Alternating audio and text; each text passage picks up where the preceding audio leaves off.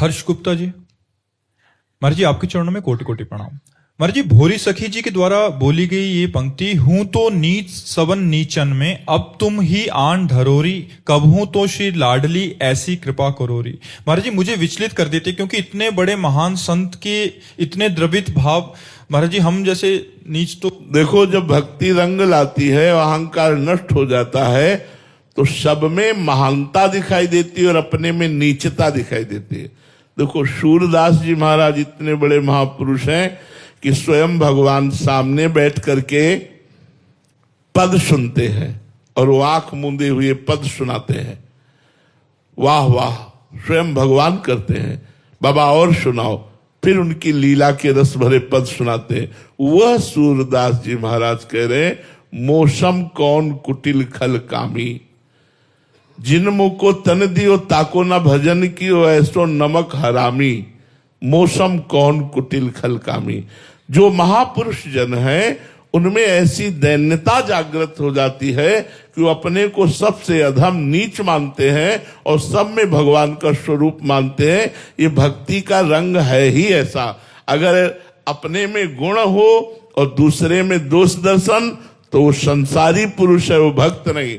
अपने में दोष दर्शन, दूसरे में गुणों का दर्शन, ये भक्त का लक्षण है। इसलिए भक्ति का रंग ही है, तृणादपि सुनीचेन तरोरियु सहिष्णुना, अमानिना मान देन कीर्तनिया सदा हरि। अपने को तृण से नीच समझना और सबको सम्मान देना, वृक्ष के समान सहनशील होना, किंचन मात्र भी सम्मान ना चाहना, निरंतर भगवान का सुमिरन करना, ये सब भक्त में आ जाता है। जो ईमानदारी से सच्चाई से भगवान का भजन करते हैं, उनके हृदय में ऐसा ही होता है। सोचो, दंडकारण्य के समस्त ब्रह्म ऋषियों का त्याग करके भगवान सबरी माता के पास जाते हैं। इतनी तो महान भाव वाली है। भगवान उनके द्वारा चखे हुए बेरों को स्वयं पाते हैं। भगवान नवधा भक्ति की स्तुति सबरी जी की करते हैं और सबरी जी अपने मुख से, जिनके सामने ब्रह्मराम बैठे हुए हैं, क्या कह रहे हैं?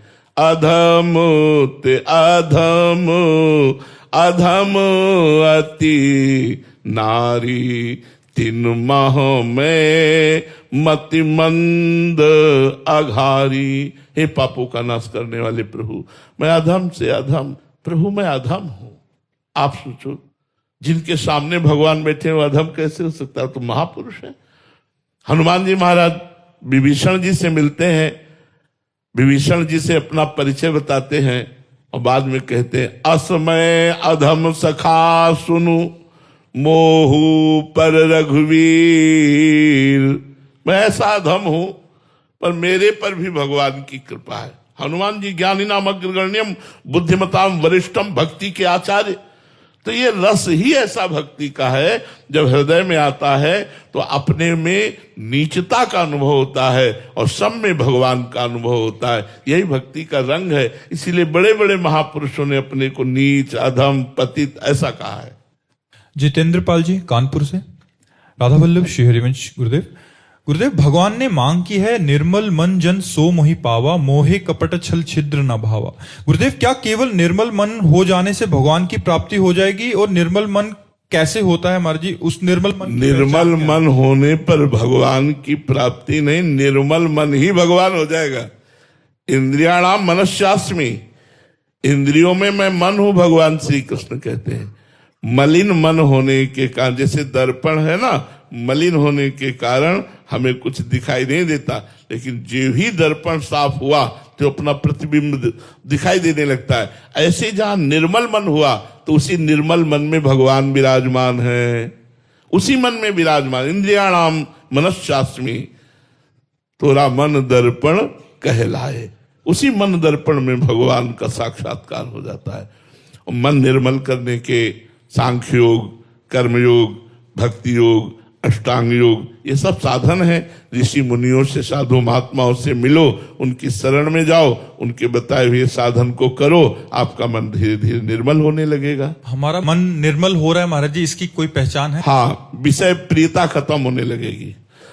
जानस तब जीव जग जागा, जब सब विषय विलास विरागा। हमारे ऊपर सत्संग का प्रभाव पड़ रहा है, हमें विषय प्रियता अच्छी न लगे, मान सम्मान अच्छा न लगे, भीड़ जय जयकार ये सब अच्छी न लगे, एकांत में बैठ कर के कोई मुझे जाने ना, मैं राधा राधा रटूं और प्रभु के लिए रोऊं, बस ऐसा जीवन व्यतीत करने की जब इच्छा होने लगे तो जान लो भगवान की विशेष कृपा हो गई, गुरुदेव की विशेष कृपा हो गई। आश्चर्य, जिन भोगों के लिए लोग परेशान हैं उन भोगों की कभी ना भोगने की कसम खा रहे हैं जिनके पास भोगों की बाहुल्यता है।